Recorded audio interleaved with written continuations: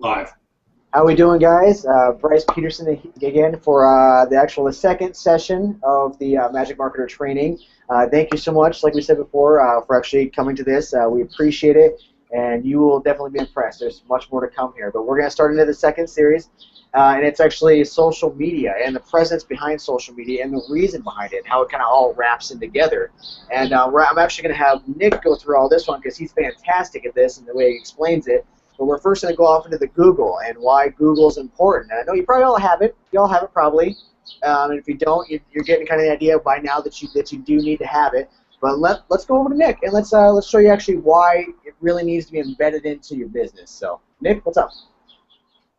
Hi, Nick here, Magic Marketer Training Volume 2, like Bryce said. We're going to go over the ins and outs of Google+, what a Google+ account offers you. Then we're going to switch over to Facebook, Twitter, and go over some social media today. We just want to cover the first three, so I'm going to go ahead and pull up my screen share so everybody can see kind of what I'm doing. So I'm going to pull this over, and I've got our Google+ page here.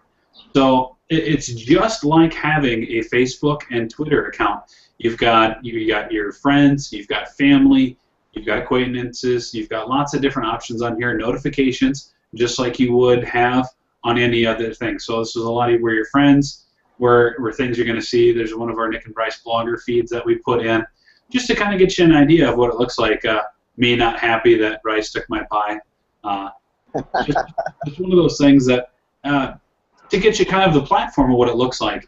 And utilizing all of this and definitely adding to it will definitely help grow your business, make it successful. So if you haven't yet already, go in and set up a Google account, and it'll actually ask you if you'd like to upgrade that to a Google+. And as you can see, right next to my name, you've got the Google+. So as soon as you see that plus logo, you're ready to go. So I'm going to speed it up, go over to Facebook here, and as you can see, I got my Nick and Bryce profile for our Facebook page. Get some pictures in there, get some content. As you can see, we've got our Magic Marketer page, and I'll kind of go through that a little bit here. Separating out your personal from your business is definitely going to help it out. You can absolutely create a business page on your personal account, but keeping them separate will definitely help you from the long run. And it's very easy to tie the two together and get mixed up between your business and your personal. So what you can actually do is you can go in and just create a test page. And this is a little bit part of branding as well. So if you're a local business company, whether you're just trying to promote a brand or a product, whether you're an artist, you've got a band, entertainment. So for this one, we're just going to, let's say you've got a brand or a product. You can actually go in and choose what kind of category that you are. For example, let's say you're a software engineer. We deal with a lot of those. And we're just going to put Magic Marketer just to just kind of get things going. So I'll go to my current page, just as like a little test platform. You can update your pictures, your profiles. You can add a cover page, what you've been up to. It'll automatically tell people of where your friends are, who you'd like to invite, just to kind of get an idea. It put a little bit of an about here, and we'll get into this into the next training segment about how to promote it to draw more traffic to your business. But just to kind of get you a basis of what things look like, at the end we can obviously walk you through step by step on how to get it logged in, adding all of your content, but keeping your timeline up to date, your about, lots of photos, and then you can actually manage your tabs as well. So being part of social media is definitely the way a lot of your older businesses don't see the biggest benefit. Well, attracting the younger generation, you're targeting the future if you think about it that way, because they're the next up-and-comers, and they're a lot faster than the older generations on dealing with mobile abilities with cell phones and that kind of advertising and marketing. So I'll jump it over to Twitter. Very simple as well. Just sign up, and as you can see, we've got Nick and Bryce TV for all of them. That's our same username. And check your notifications. statements. You can write a new tweet. As you can see, we've got like notifications here, and just to kind of see what people, different followers that you've got, and keep in contact with them. Shoot them a message here and then. Thank them for being a part of your business. Following up with all of your consumers is definitely a great way to keep your business rolling. But these are the three main that we go with. We kind of did this as a little TV logo. Find something that's going to catch somebody's eye, and that's really part of that branding and that attention grabber. They like to call it in the industry a pattern disrupt. And definitely find something that's unique, that's definitely you, that fits your profile, because the first thing that somebody sees when they see your business is what are they going to see out of it? Are they going to see you, or are they going to see your business?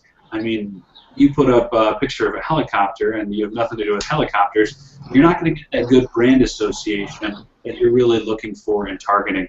And part of the social media part of it is get it out there. You've got something new, you've got something exciting, put it on Twitter, put it on Facebook, put it on your Google Plus account. The more people that can see your content, the better chances you have of making them into customers and converting those customers and keeping them around for a long time. Let's face it, I would probably say, I estimate half has cell phones that just will not leave their hand or pocket. And taking advantage of that is definitely going to help keep you in the loop.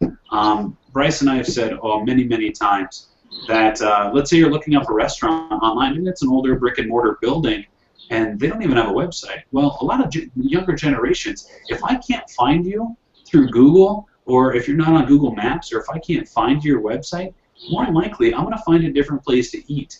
Just to throwing that out as an example.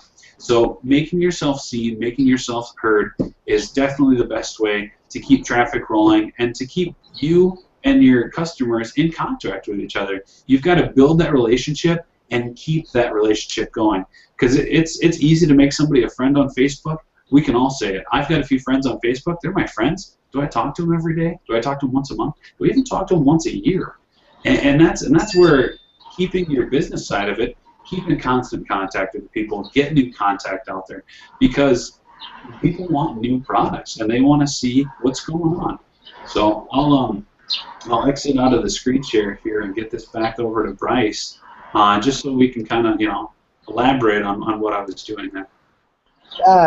No, you did a very good job. I'm very impressed. I mean, it's kind of like we've said before. You got to stay consistent. I mean, people nowadays with the kids and the cell phones, and I mean, if you're not posting within every 3 days, you're not relevant no more. Everybody wants to know now what's going on.